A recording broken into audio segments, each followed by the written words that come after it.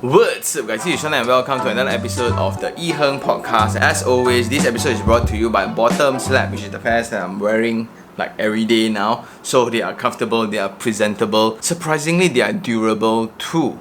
And if you're interested with one, do check out the discount code down below. And today we will answer a question from email. This is from Hafiz. Good morning, real estate Sifu.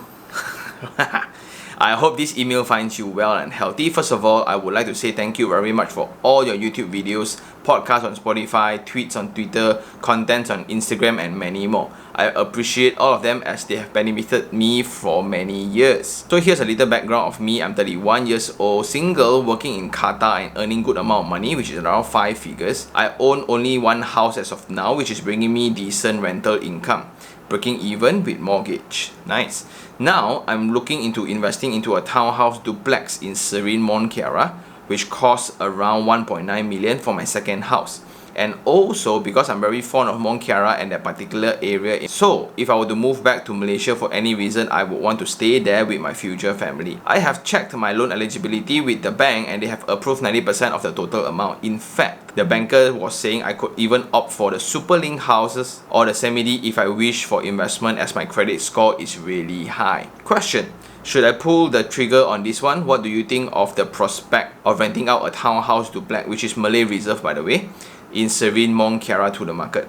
I see the rental price is pretty high for these units. In fact, I don't even mind putting it up for rent below market price and forking out a bit of my money to top up for the mortgage, as I love this area and I would like to own that unit. Also, for extra context, I earn 40,000 a month with a house mortgage of 3,000 and 2,004 for ASB financing, which brings me up to a total of 5,004 for monthly commitments. I would really appreciate any opinions, tips, suggestions, or even a video on YouTube if you have the time. I have a few days to confirm with the agent before I sign the SPA.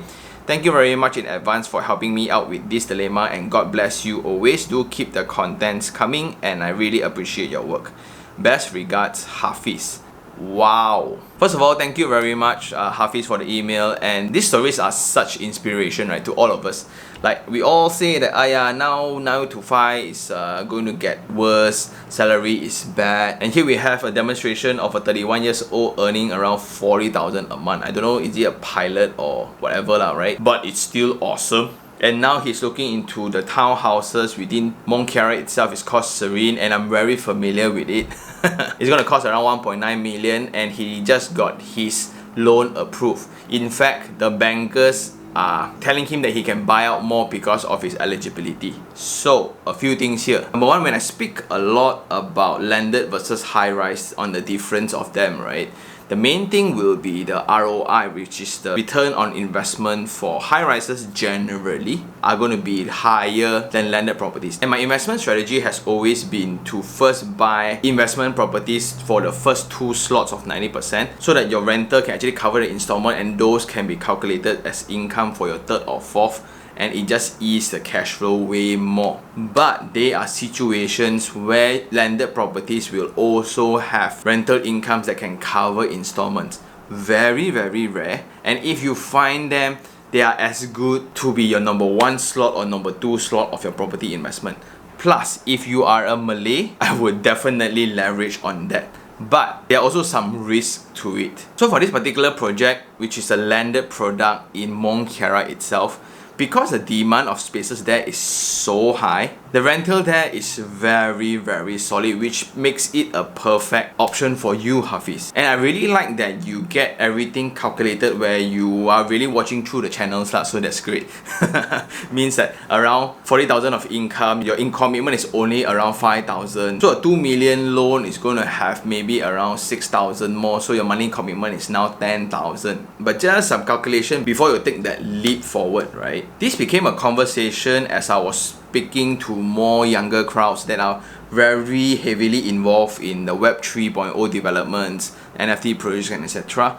They are very handsomely paid until they are not, which means they suddenly earn 20,000, 30,000, 40,000 because generally they are paid in USD. So when you convert over to Malaysian ringgit, right, everything becomes high. And suddenly because of those salary, they think that they are rich already. and they are securing loans that unfortunately are way longer than their career, ending up that they don't have the money to pay installments when the property is being built up. So that's a faulty part about our banking system, where they don't care really about longevity of your career, which is a grey zone where investors are heavily capitalizing on. I would think about the savings required for emergency funds, at least 6 months if you have family, so it's a year. But since you're single, then what could go wrong, right? The second one is insurance for yourself and the family. Get everyone protected fully. And do take note, the bigger the house, the bigger the monthly expenses. And this includes renovations, maintenance. Yeah, all houses need maintenance. Landed house, more. When you have roof leaking lah, tangki air burst lah, need repainting lah, windows leaking lah. That's because the surface area and volume of the house is way higher. You have just more space to maintain. So after getting that covered, it means that you can really afford the house, which I think you can. This probably suits your need as a temporary investment / own use later because of the high rental nature. Just because the current rental of the place is very good, it makes a lot of sense in terms of ROI when you rent it out. Then when you want to stay in it, maybe 5 to 7 years later when you get a family, it's perfect. However, the staggering thing would be the Malay Reserve. So Malay Reserve land will not affect you renting the property out, so it will not affect the ROI because tenants don't need to care whether is it Bumi lot or commercial title or leasehold or whatever. But that might affect the capital appreciation a little bit compared to an open market one, just because the range of buyers has just been shortened.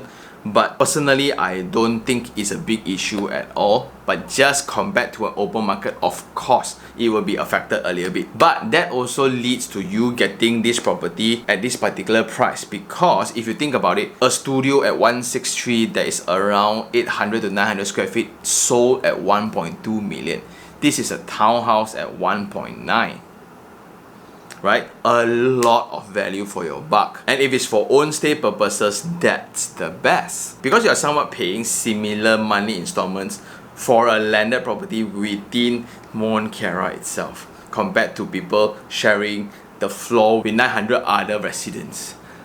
So generally, the deal looks good. Plus, it's only exclusive to your race. How I wish I can too.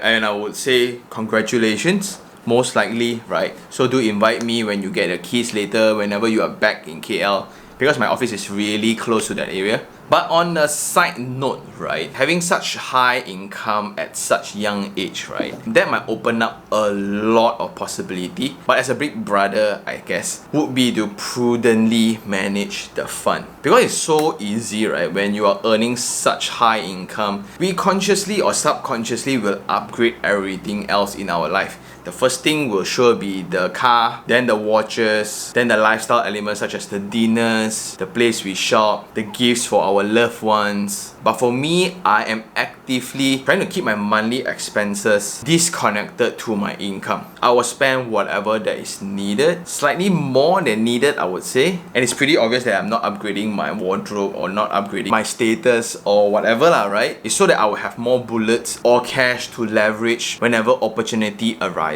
Whenever your friend will come to you about business deals, franchises, real estate deals like these, crypto dips, for example, and many more. And that will propel us further in life when we are 60 to 70 or 80, right? That will have way more value to things. But if you really want to still spend on luxury goods, of course, do be practical about it. Like for myself, watch hobby became an investment thing just because I bought it at the right time. Plus, I studied a lot on them lah. And just like real estate, I study a lot and buy like 1 out of 50 different properties I research. But ultimately, I'm grateful for the email, hope the best for you, and thank you for sharing your story. Just to show some of the young audience that having 40,000 as your money income as a 31-year-old is absolutely possible, and there are many ways to go about it. Some need to go abroad, some you will get it by corporate within Malaysia itself, some via crypto, some via new technologies, some via passion. And with that, thank you very much for watching. For those who still have any questions regarding real estate, do just email me at taniherng@gmail.com, or you can just DM me on Instagram iherng, follow as well, and I will see you guys on the next one. Ciao.